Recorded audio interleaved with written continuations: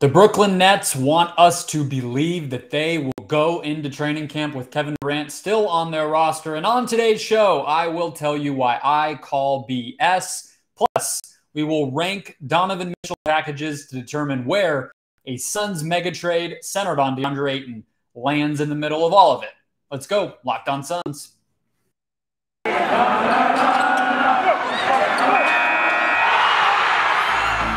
You are Locked On Suns, your daily Phoenix Suns podcast. Part of the Locked On Podcast Network, your team every day.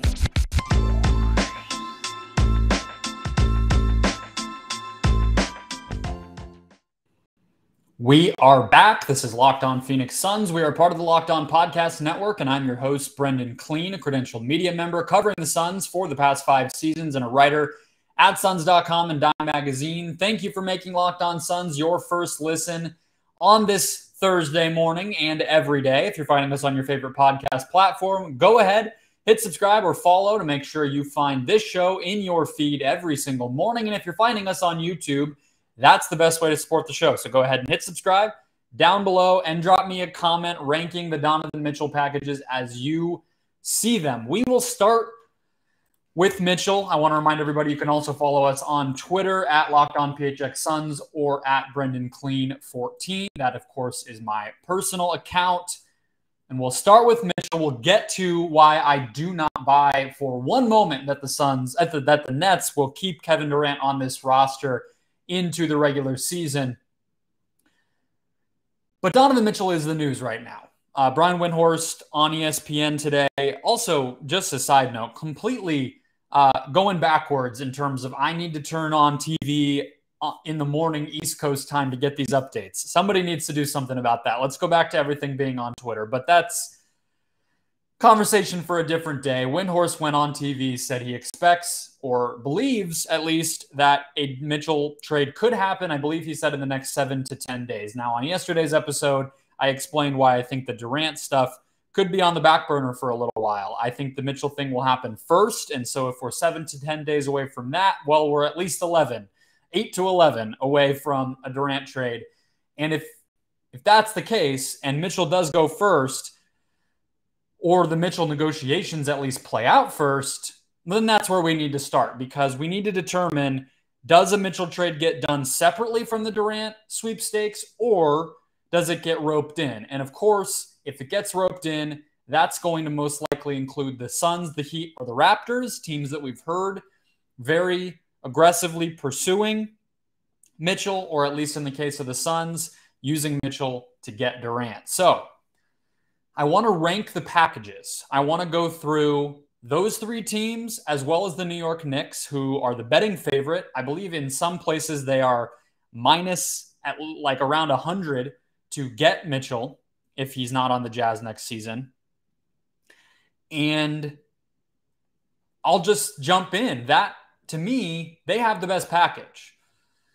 RJ Barrett, who I mentioned yesterday when I initially talked about this stuff as probably the best player that could be available. Now, Kevin O'Connor in the Ringer said that he wouldn't expect, and I don't think that was reported. I think it was just him speculating that the Knicks would include Barrett, but I'm not so sure that they shouldn't. I have loved RJ Barrett from the moment that he came to Duke. I paid a lot of attention to that draft because the Suns were in the running for the #1 overall pick. Obviously, we all remember they fell to 6 in the Zion Williamson draft. RJ Barrett goes 3rd behind Zion and John Morant. But I think he's, despite all that, a pretty inefficient player. He's solid from 3. He can defend. He's big. He's getting better, you can definitely say. And he's only 22, but he is like pretty considerably below average in terms of efficiency, especially on the 2-point shots and from the free throw line even. Despite his 3-point jumper coming along, he just has never hit a good percentage of his free throws. So he's the best player. I'm only picking some of those nits to say that I think the Knicks would be okay parting with him, especially when you remember they just signed Jalen Brunson. So the idea that they would play all 3 of those guys is a little bit peculiar. I mean, I understand the NBA these days, you can never have too many ball handlers.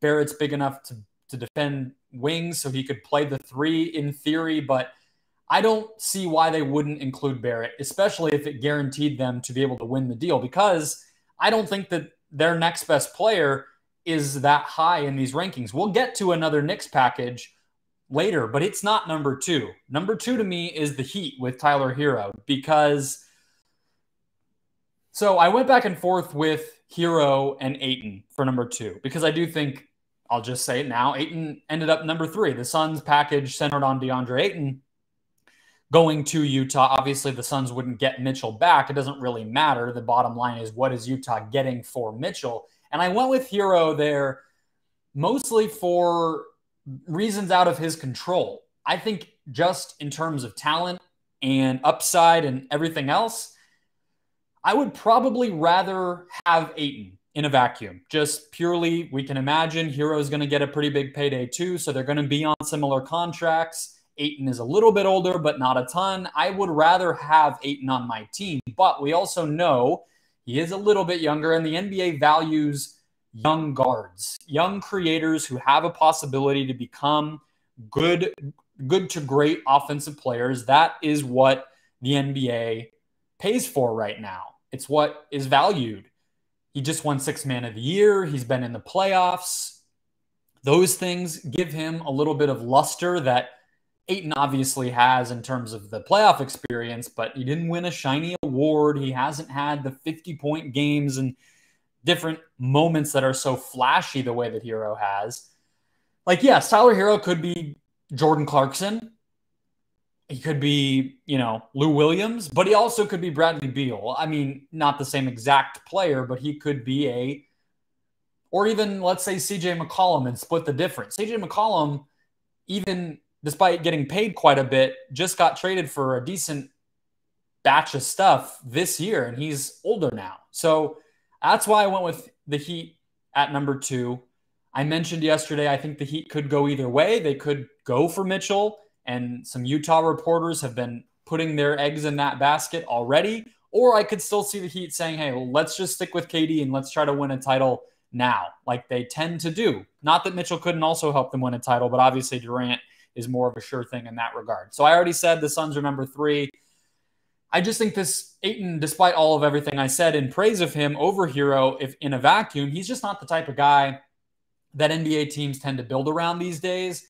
And also, if you think, Jake Fisher from Bleacher Report today had a note that this is a fire sale from Utah. This is not, let's just trade Mitchell, keep everything else, and keep our sort of stock ready to go of assets and things to trade and everything. Like, it's like, let's get rid of everybody that we can. And so if you're getting rid of Conley and Mitchell, etc., who sets Ayton up?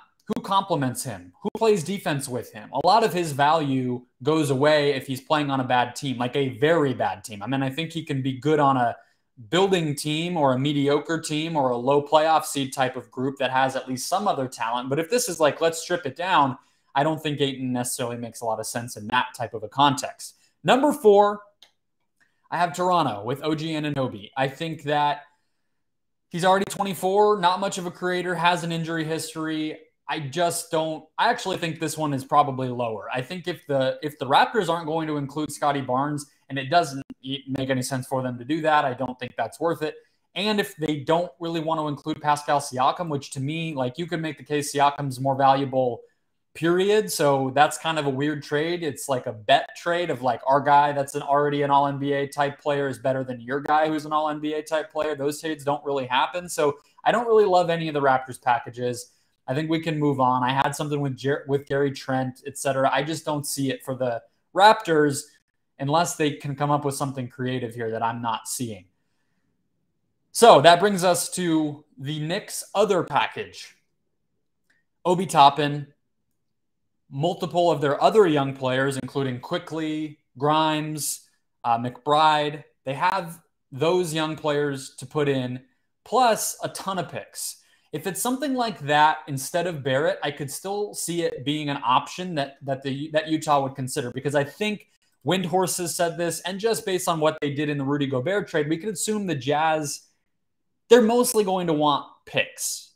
if they're rebuilding, right? If they're going to get rid of Conley and Bogdanovich next and maybe Clarkson and all the rest of their guys and just really start from scratch and Danny Ainge wants to have another project, I don't see why they would want, again, an Ayton type of player or an Anunoby or a Siakam or even a, Gary Trent or any of those types of players. Like Toppin and quickly and a bunch of picks, maybe that is something that works out.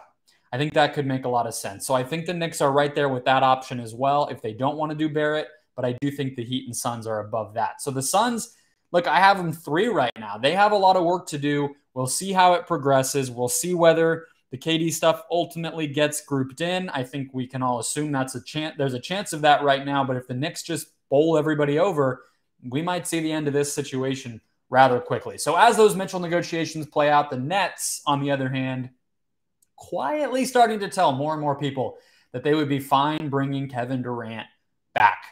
I'll tell you why I call BS on that completely. First today, guys, the show is brought to you by Built Bar. From the people who invented healthy and tasty comes the latest gift to your taste buds. You've probably tried the amazing coconut brownie chunk Built Bar before, but our friends at Built have given us a new creation, the coconut brownie chunk puff.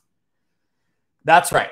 The first ever protein-infused marshmallow covered in 100% real chocolate is here with that coconut brownie deliciousness. Coconut brownie chunk puffs are only here for a limited time, so go to Built.com now to make sure you don't miss out. They're going fast, as Built products always do, and they don't just say that to get you to jump on it. These packages, they do these mega sales, and then when they're gone, and you got to wait till the next time they're back. It's like a fast food sandwich or something. It really does only come around every so often. Delicious coconut, rich sweet brownie, and creamy marshmallow.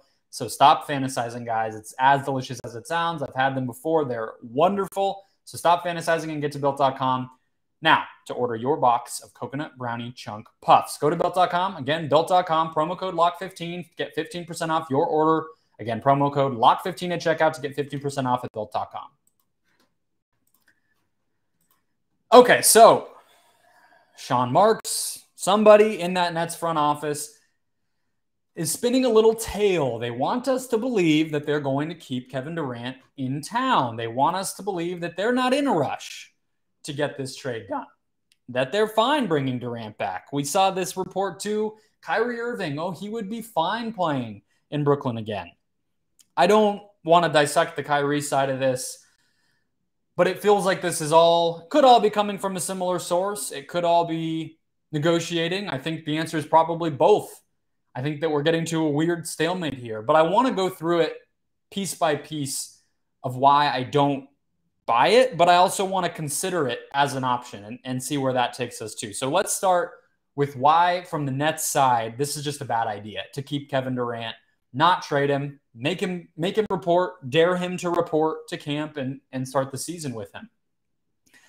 I mean, one is, I've said this from the very jump, because right away, when he requested the trade in the first place, everybody wanted to make the case, well, he has 4 years. Well, Brooklyn doesn't need to do anything. And I've said from the very beginning, that sets an awful precedent. That's why nobody does it. The only times where we've really seen an NBA team do that and say, all right, no, come back. We're not doing it. From what in recent player empowerment times, it was James Harden in the middle of the pandemic when he was with Houston and wanted out, and Dwight Howard. And the thing, when he was with Orlando, and then he ended up opting in and all that craziness, the press conference with Stan Van Gundy, it was all crazy, but he came back and then eventually left. It's just like Harden, right? They eventually left. That's important to remember here too. It doesn't happen that these guys ask out or publicly make it clear they want out and then stay there for the rest of their careers. I mean, I guess Kobe Bryant, right? He did that. Other than that, it doesn't happen very often. And again, with Harden and Dwight, to stick with those two, those are two guys who didn't exactly have public support on their side. They're laughing stocks. Whether they should or shouldn't be is a separate question, but nobody really held them in high regard. And so the teams choosing to say, hey, no, you're not going to put us in a bad position. We're keeping you until we find a trade we like. I guess Ben Simmons would be the other one, right? And it was the same thing. Ben Simmons did not have much respect going for him around the NBA. Kevin Durant does, okay? So it sets that bad precedent. It's ugly to do. It doesn't happen.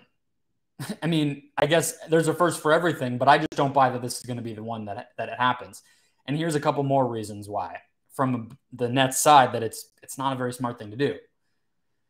Kyrie might just truly not play, right? He might just not play. I mean, he's had, I think it's a little bit overblown sometimes, but he's had these absences in the past for a game here or there. He got injured the first year when KD wasn't going to be playing and never came back, even though I don't believe it was an incredibly serious injury. I think at the very least he could have played in the bubble if he had wanted to, right? So what would make him want to play this year? If he's already going to make the money, I guess they could fine him and do this and that, but they just did that last year and it didn't end up mattering, right? I also think too much is riding on all of this, and I think that part's not getting talked about quite enough here. I mean, I talked about this yesterday. Almost half the league is waiting on this Durant negotiation at this point. So if it never comes to fruition, what happens with the rest of the offseason? What happens to DeAndre Ayton? What happens to John Collins? What happens to Miles Turner? I've gone through the list every day seemingly lately because I think that's just not getting emphasized enough places right now. And last but not least, why it would be a bad idea. Don't forget, and this is another thing that has been forgotten a little bit, but at the time of the trade request a couple weeks ago, Brian Windhorst at ESPN, Joe Vardon at The Athletic, Vincent Goodwill at Yahoo, all had columns and articles where they reported that Joe Tsai, the owner, is fed up, just wants a normal team again, wants to regain control of his franchise. And, would go so far as to buy Kyrie out or take an offer that's maybe heavier on just like competent players rather than a blue chip. Like, to me, I think it's probably, if you ask me which is more likely, I would probably say I could see Joe Tsai firing Sean Marks sooner than I could see him bringing Kevin Durant back for the regular season. Let me play devil's advocate on the Brooklyn side just a little bit. One is why I guess it's somewhat believable that they could hold this posture. They don't have their picks going forward because of the Harden trade, right? So they can't take a bad deal here. They can't accept the trash that's seeming to be thrown at them right now. Like if it's a deal that's centered on like Cam Johnson and Dario Saric or whatever from the Suns standpoint and like 2 first-round picks, they can't take that. They have to get something good. The Nets also know, and this is true and accurate, that the Suns are probably more desperate than anybody across this entire landscape right now, right? And that includes the Nets. That includes the Jazz. That includes anybody. The Suns are in a more desperate position because they are at risk of having their title contending team implode because if this doesn't go their way. I also think the Nets can probably take advantage a little bit of the fact that Kevin Durant's just not the type of guy who acts up if he doesn't get his way. So with that said, the ball's in Kevin Durant's court. I can see both sides of the Nets thing. Obviously, I lean much more toward it being a bad idea from them and something, like I said, I call BS on. I don't think that they would do it. But they're obviously putting it out there, and there's at least some reason to understand why they're using that as a negotiating tool. But that's exactly what it is, right? You heard Windhorst on ESPN today say flat out he sees these rumors as a negotiating tool, right? He said a, quote, event needs to happen to get the Nets out of this stalemate and basically kick them in the butt to have them start talking to teams again and actually negotiating. Because right now they seem to be taking this stance of, whatever, we'll bring him back if you're not going to give us what we want. So, multiple people, it's not hard to follow, have predicted that event, if there is going to be one, would be Kevin Durant making some sort of statement. That could be his podcast, Twitter, a media leak, whatever. But keep in mind, too, this is not something that Kevin Durant is necessarily comfortable doing. He's never done it before. And again, not the type to make a scene here, not the type to act a fool, throw a fit, or whatever. But everyone still, seems to believe that a trade will happen at some point. That means it's seemingly, fair or not, up to Kevin Durant now to get the negotiations out of the mud by reaffirming somehow publicly that he wants out and that he wants to go to Phoenix. Because if that's still what's in his heart of hearts, I think Sean Marks seems to need a reminder.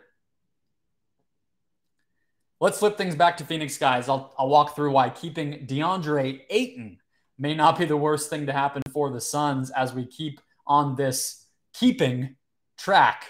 We'll talk about what happens if the Suns bring back DeAndre Ayton in just a second.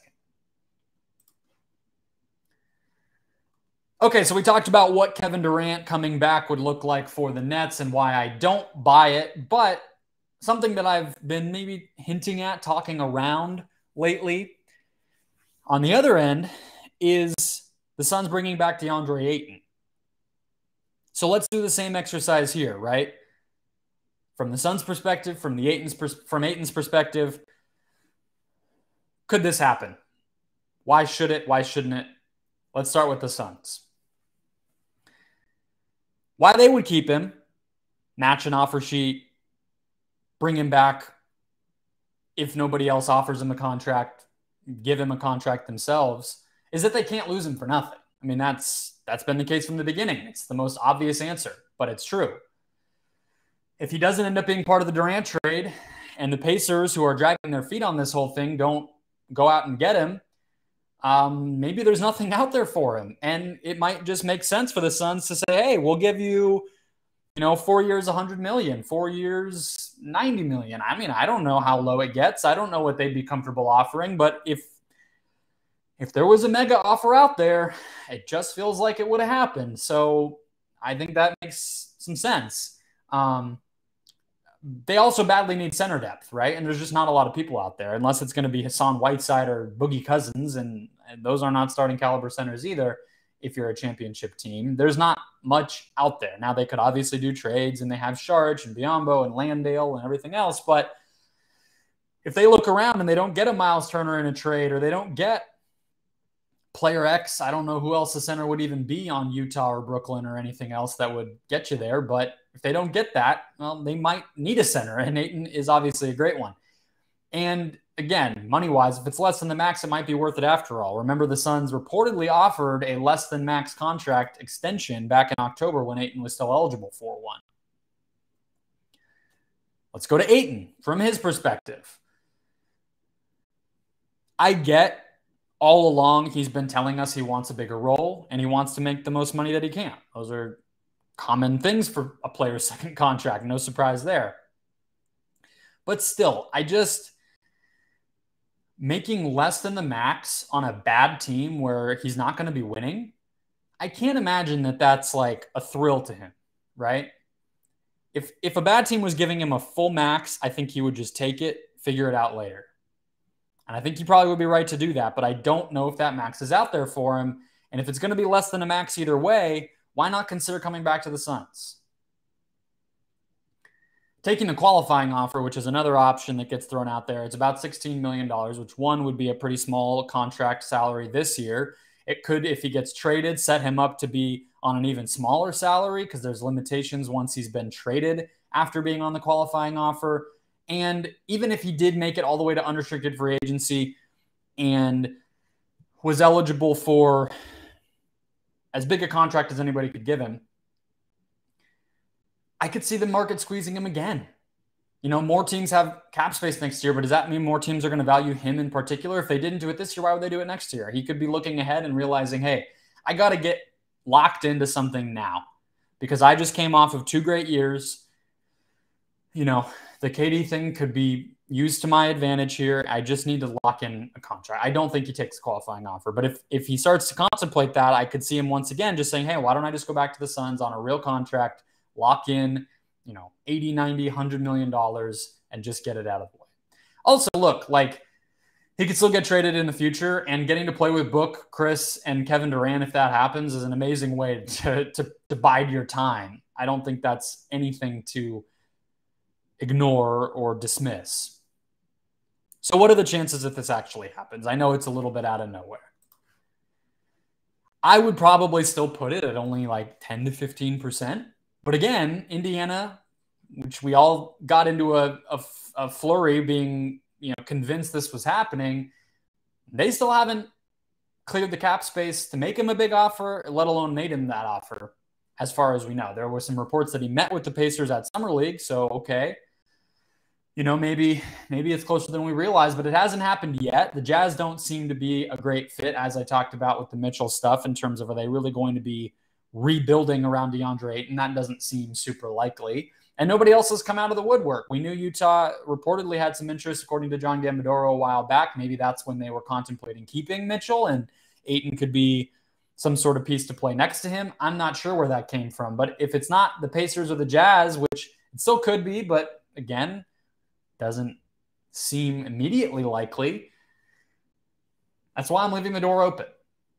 If the choices are to come back to Phoenix or sign a qualifying offer, I think Ayton will come back. And again, if the choices are to come to Phoenix on less than a max and win and keep sacrificing, or go to a bad team on the same contract, then I don't know. I wonder why he wouldn't just pick the Suns, and they could match anyway, and it might not be up to him. Either way, no matter what direction this goes, if the Suns were to seriously consider bringing him back, if we did get to that point, I do not see it, again, as all that likely, but it's worth talking about as we sit in this gray area. The Suns have to meet him halfway if there's any chance of this ever working again. They have to at least listen. They have to, I don't know. There's going to have to be hard conversations, because either they don't think that he's capable of growing, and I probably agree with them. I don't think he's going to become an all-star level player. I don't think so.